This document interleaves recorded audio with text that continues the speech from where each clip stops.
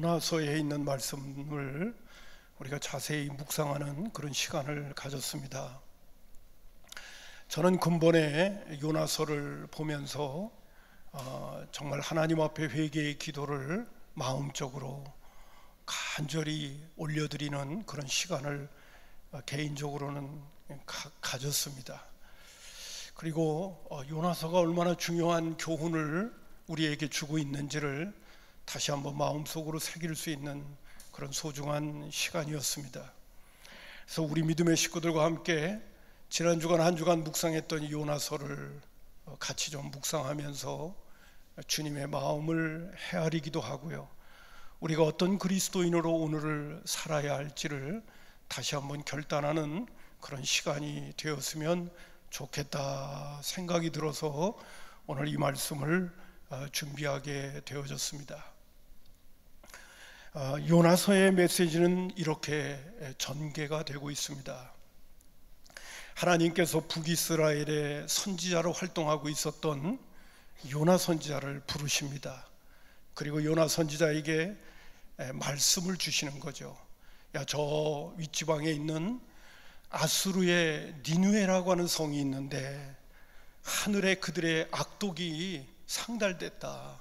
그러므로 니느웨 성에 가서 하나님의 심판이 곧 임하게 될 것이라고 하는 것을 그들에게 전하라고 하나님의 명령이 떨어지게 됩니다.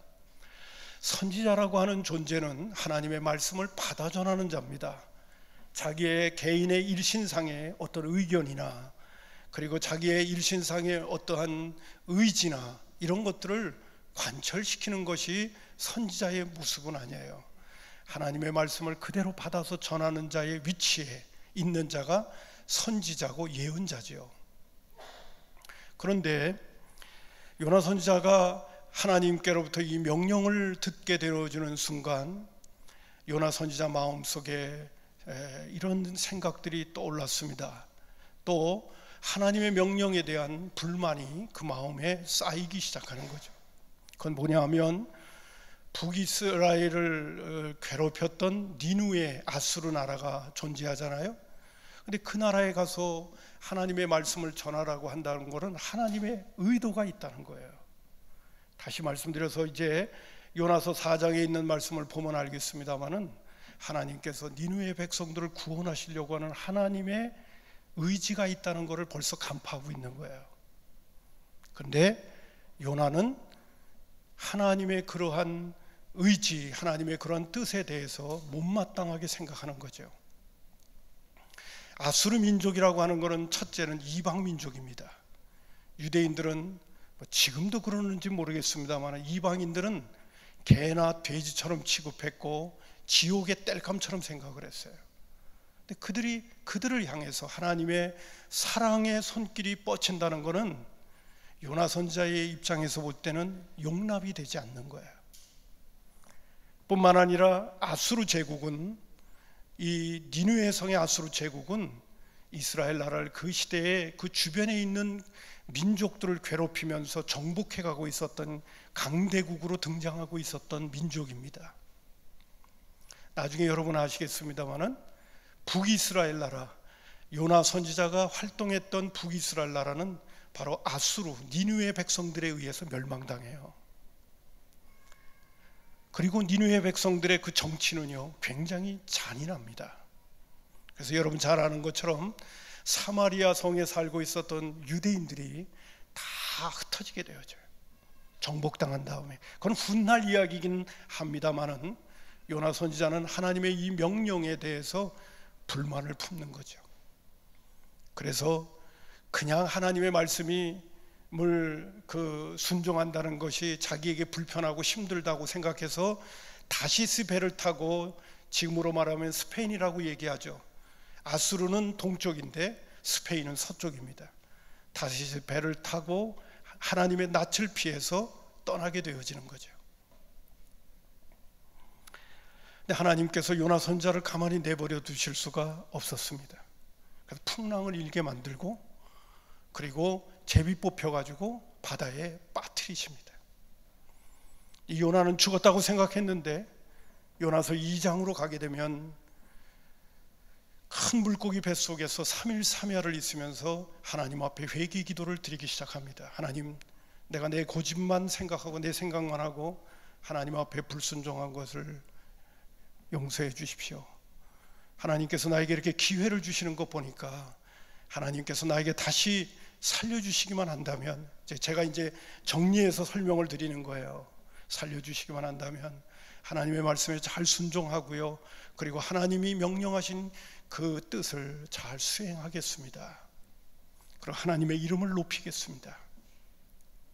그래서 요나 선지자는 큰 물고기 뱃속에서 3일 3야 회개하고, 그리고 육지로 토해냄을 당합니다.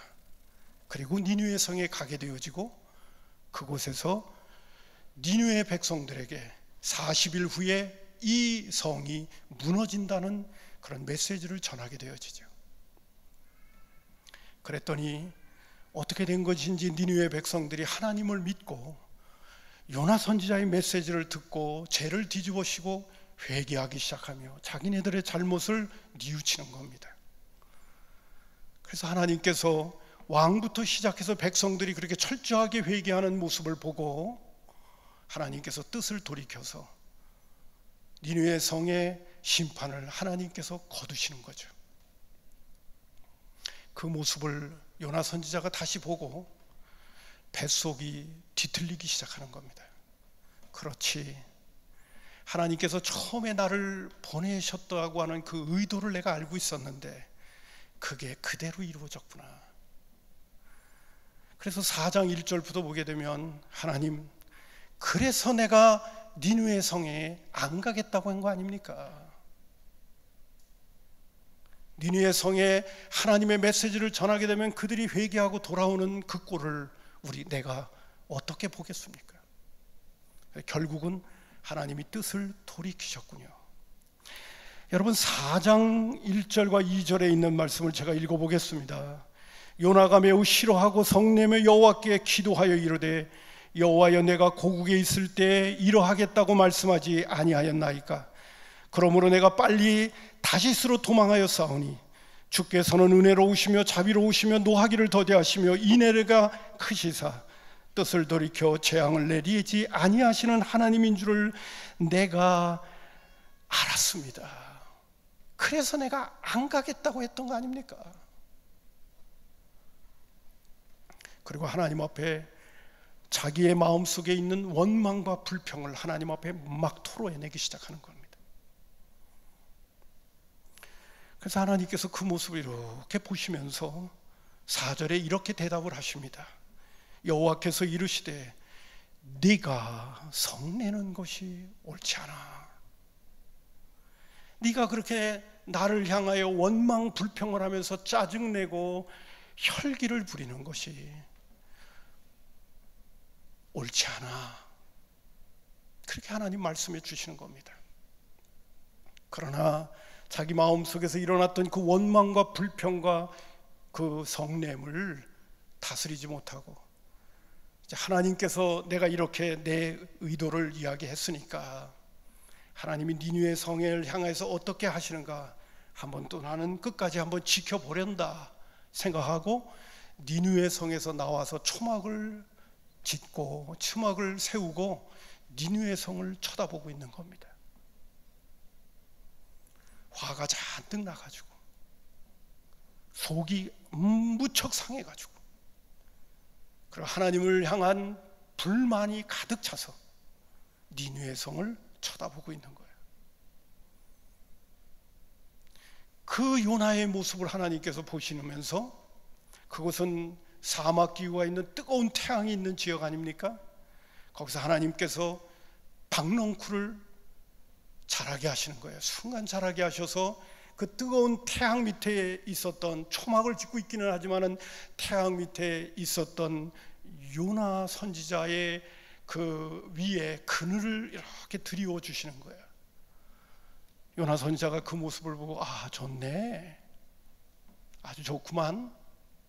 여러분, 사막 기후에서는 그늘진 데만 들어가면 얼마나 시원한지 몰라요. 야, 하나님께서 나를 좀 잘 봐주시나, 내 얘기를 좀 긍정적으로 받아들여 주시나, 뭐 그런 생각도 가졌는지 모르겠어요. 그래서 좋은 그런 기분 좋은 마음을 가지고 계속 니느웨 성을 쳐다보고 있는 겁니다. 하룻밤이 지났어요.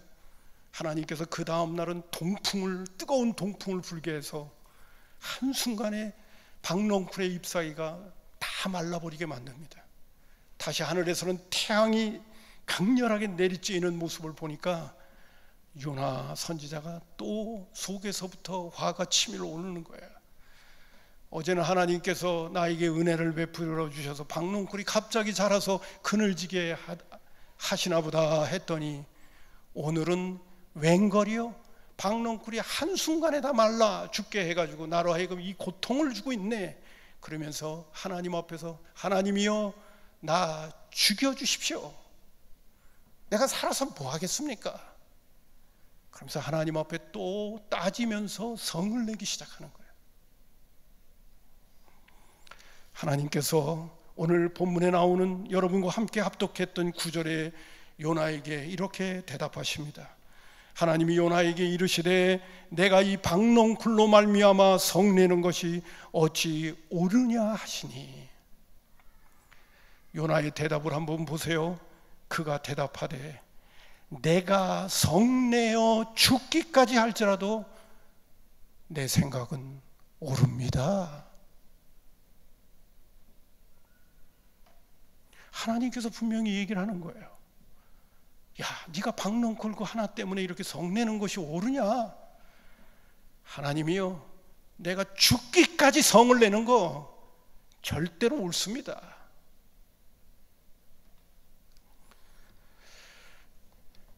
이런 선지자가 요나였습니다.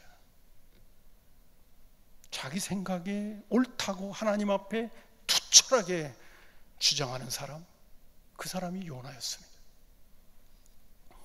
하나님께서 그 요나의 모습을 보면서 요나야, 네가 하룻밤 자랐다가 없어지는 박넝쿨 하나도 그렇게 아끼면서 그거 없어졌다고 그렇게 화를 내기도 하는데, 니느웨 성은 좌우를 알지 못하는 12만 명의 죽어가는 영혼들이 거기 있는데 내가 그 영혼들을 아끼지 않겠냐?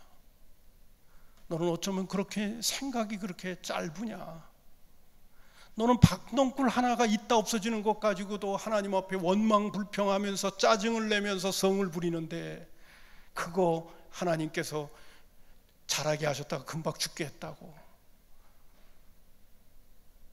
니느웨 성에는 네가 아무리 불만스럽고 못마땅하게 여기는 사람이 12만 명이 있다 하더라도, 거기 사람이 있다 하더라도 내가 그 영혼들을, 그 백성들을 아끼지 않겠냐?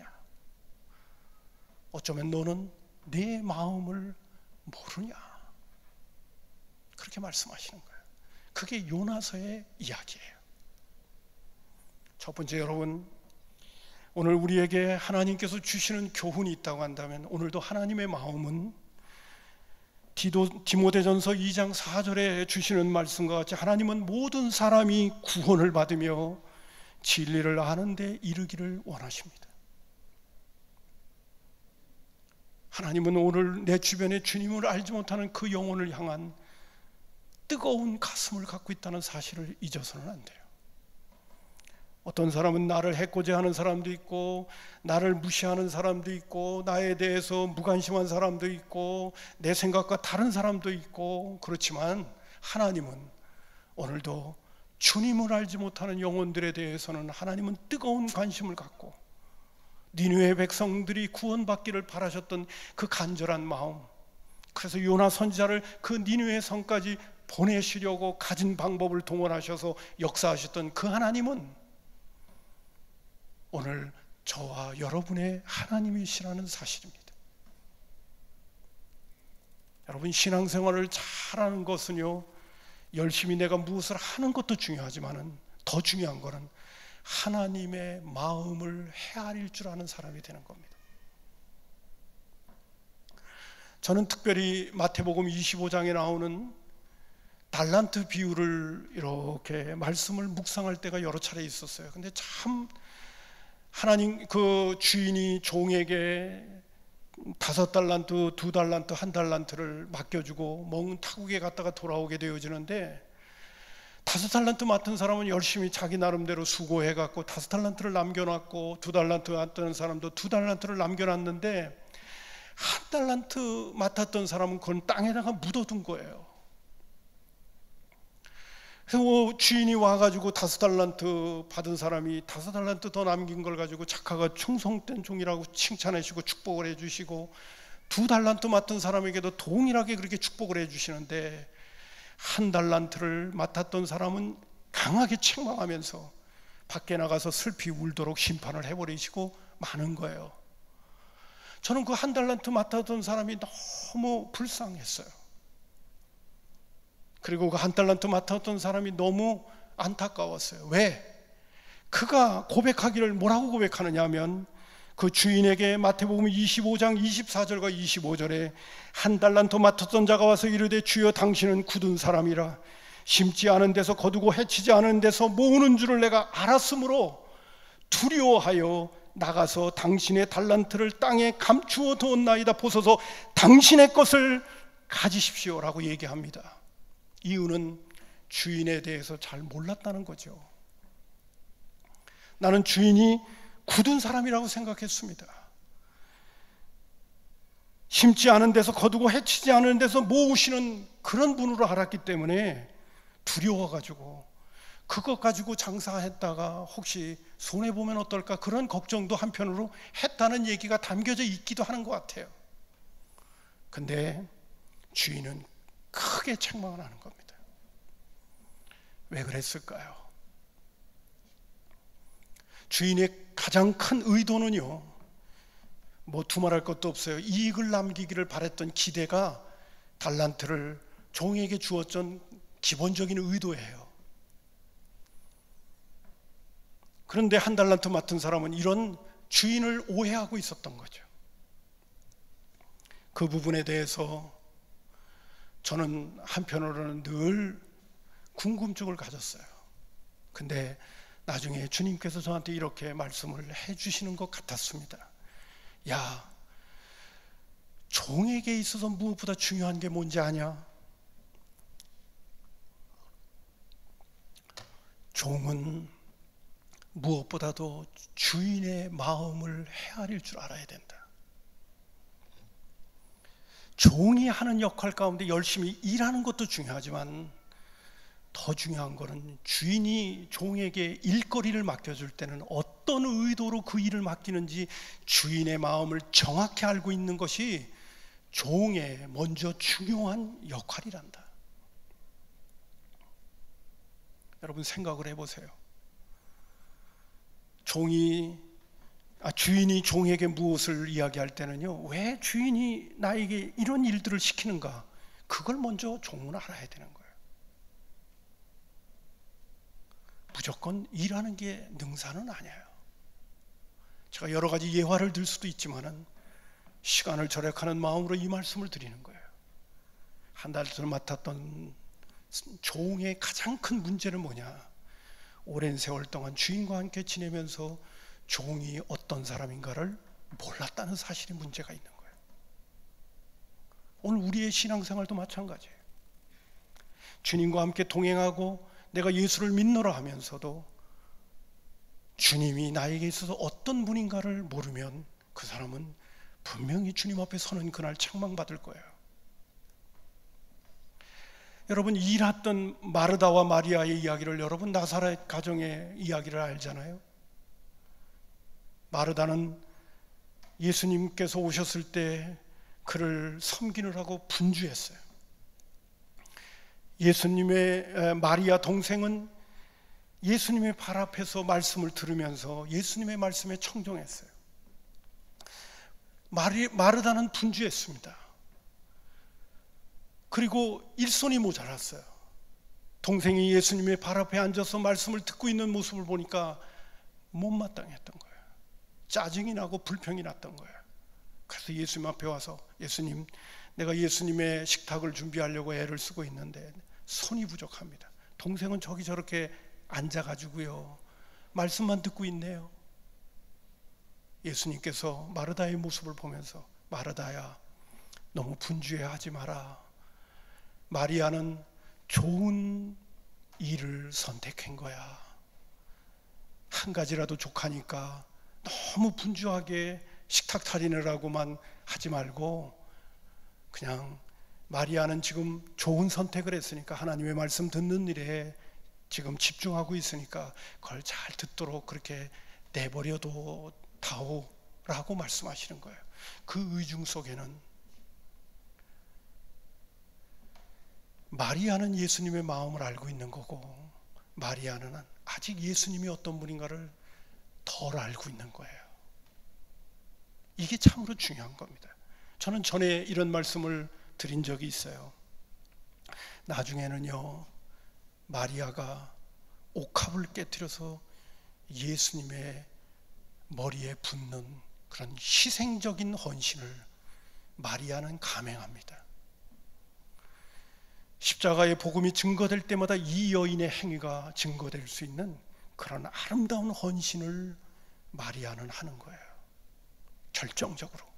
왜? 그가 주의 말씀을 들으면서 주님의 마음을 정확하게 읽었기 때문에 그런 겁니다. 여러분, 오늘도 신앙생활하면서 어떤 사람들은요, 자기 기분에 신앙생활하는 사람이 있어요. 자기 의의를 가지고 신앙생활하는 사람도 있고요. 아니면 내가 좋다고 생각하는 것 때문에 신앙생활하는 사람도 있고요. 교회 생활하는 사람도 있고요. 다른 사람한테 인정받으려고 신앙 봉사하는 사람들도 있어요. 이건 동기가 다 잘못된 거예요. 동기는 철저히 주님 바라보고 해야 되는 거예요. 제가 더 긴 얘기는 드리지 않으려 합니다. 자, 드리고 싶은 말씀은 이겁니다. 요나서를 통해서 요나와 하나님과의 관계성 속에서 삐걱거리고 있는 모습을 볼 때 오늘 요나가 하나님 앞에서 잘못하고 있는 큰 문제점은 하나님의 마음을 헤아리지 못하고 있다는 것입니다.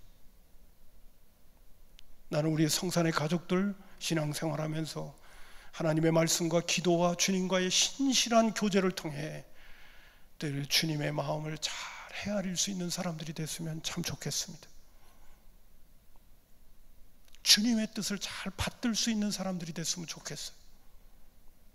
그 뜻 가운데는요, 요나서를 통해서 우리에게 주시는 메시지 가운데 오늘도 모든 사람이 구원을 받으며 진리를 알기를 원하시는 이 하나님의 간절한 마음을 우리는 우리의 마음속에 품을 수 있어야 돼요. 어떤 여건과 상황과 삶의 자리 속에서도 하나님은 오늘도 한 영혼이 주께로 돌아오기를 간절히 바라시는 그러한 복음의 역사,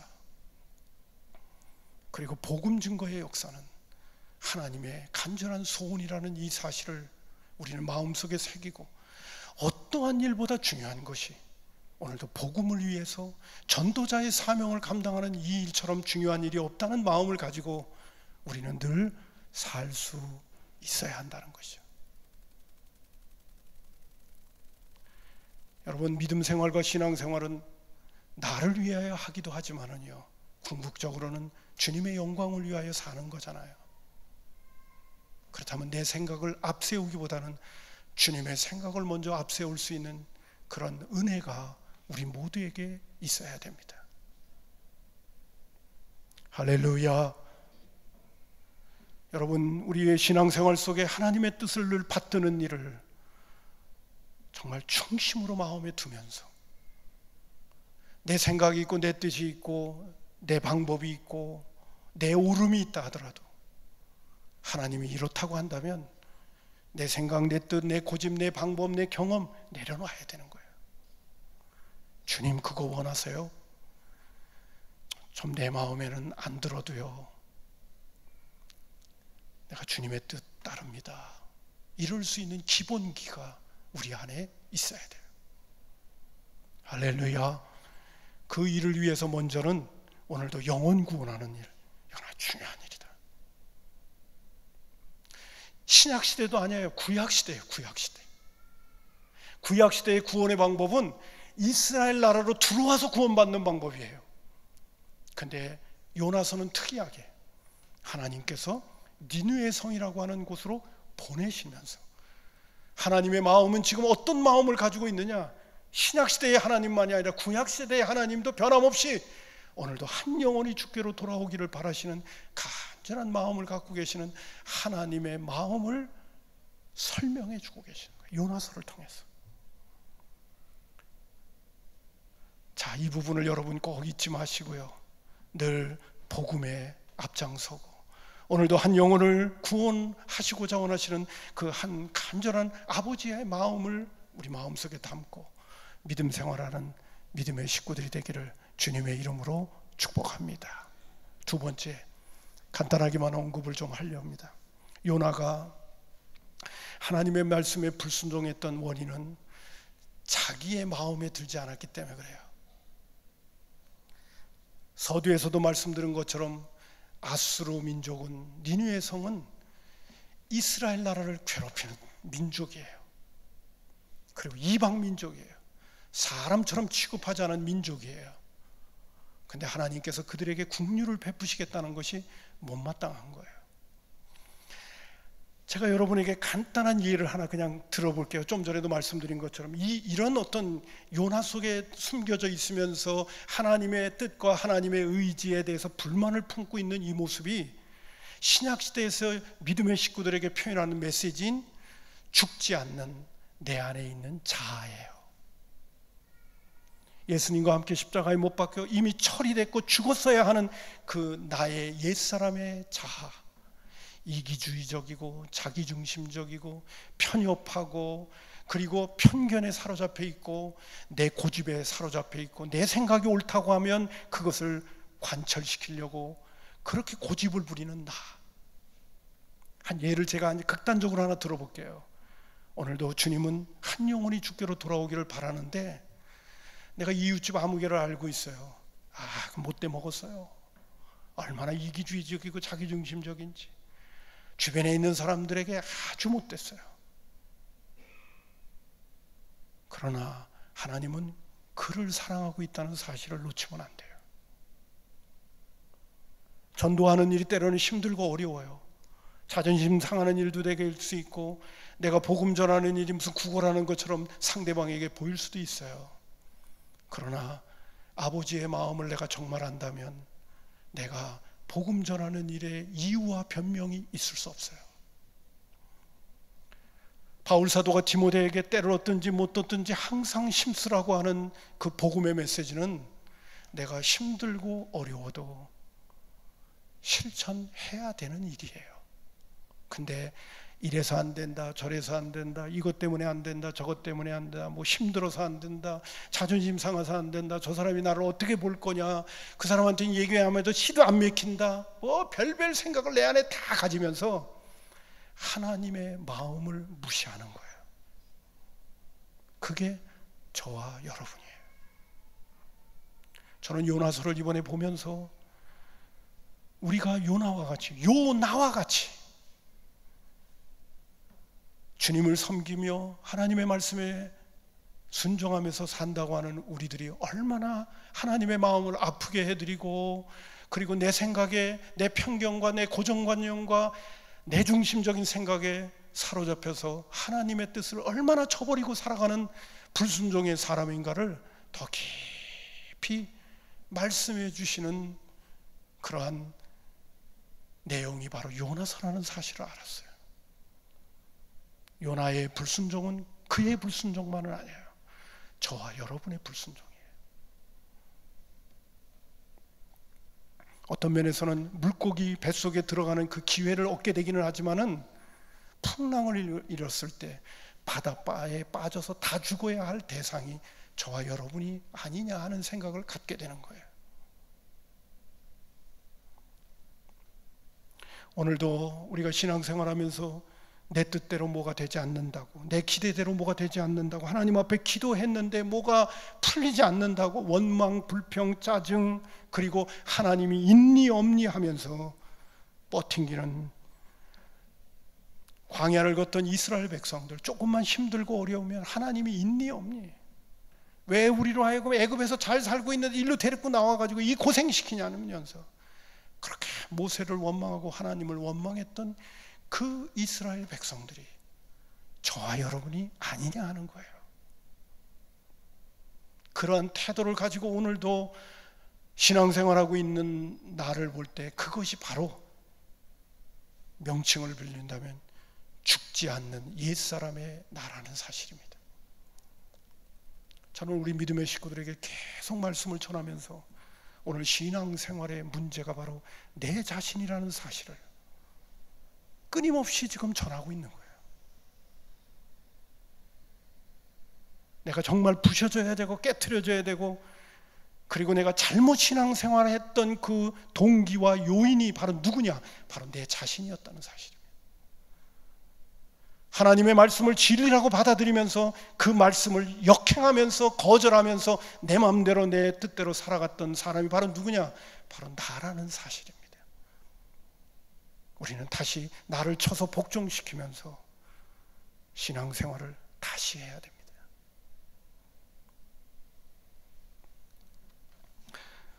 그리고 참 힘들고 어려운 부분이 뭐냐면 내 생각이 옳다고 하는 거에 대한 것 때문에 우리가 문제가 될 때가 많아요. 이건 내 생각이 옳아. 교회 공동체 안에서 그렇고요, 삶의 자리 속에서도 그렇습니다. 내 생각이 옳아. 근데 여러분, 내 생각이 옳은 것 때문에 교우들과의 관계성 속에서 갈등이 빚어지고, 그리고 불화가 생기고 하나가 되지 못하는 문제가 주어질 때는요, 하나님께 내 생각을 맡기고 먼저 화평해야 되거든요. 성경은 우리에게 분명히 말해주는 메시지들이 있습니다.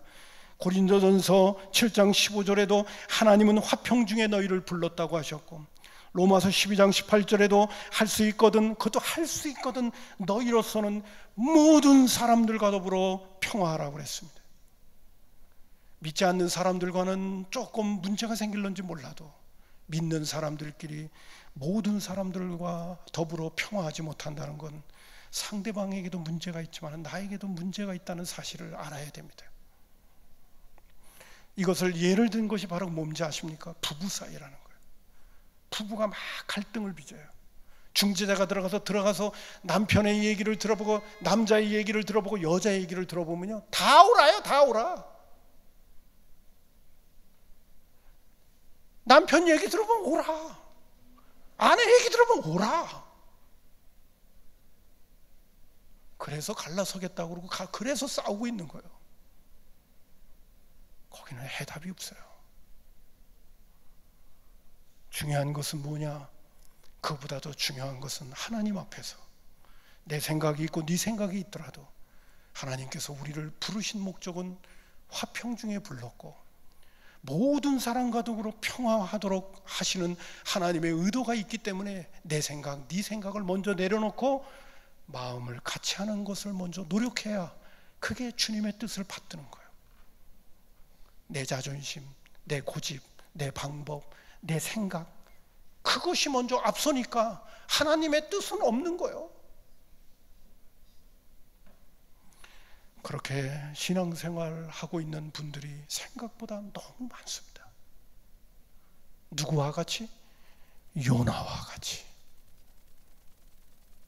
하나님 앞에서 하나님이 너가 그렇게 성내는 것이 옳지 않아. 너 그렇게 하는 거 옳지 않아. 죽을지언정 내 생각이 옳습니다라고 뻗팅기는 사람, 그 사람이 바로 저와 여러분일 가능성이 많다는 것입니다.